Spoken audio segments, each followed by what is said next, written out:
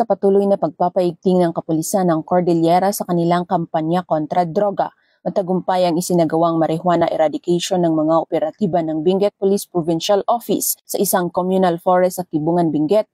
Nito lamang ika-18 araw ng Nobyembre taong kasalukuyan. Matagumpay ang operasyon dahil sa pagtutulungan ng mga operatiba sa pangunguna ng Kibungan Municipal Police Station, katuwang ang PDEA CAR. Ang operasyon ay nagresulta sa pagkadiskubre ng 2 plantasyon na may kabuuang tanim na 6,500 piraso ng fully grown marijuana plants na may standard drug price na 1,300,000 pesos. Bagamat walang nahuling cultivator, binunot at sinunog ng mga operatibang mga ipinagbabawal na tanim sa mismong lugar matapos maidokumento at makakuha ng sapat na samples upang isumite sa Regional Forensic Unit CAR para sa karagdagang pagsusuri.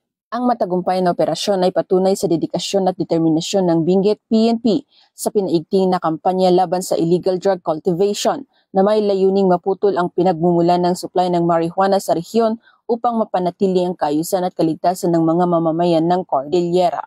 Mula dito sa rehiyon ng Cordillera, ako ang iyong PNN correspondent, Patrolwoman Jomalyn Kakanidin, alagad ng batas, tagataguyod ng balitang pulis.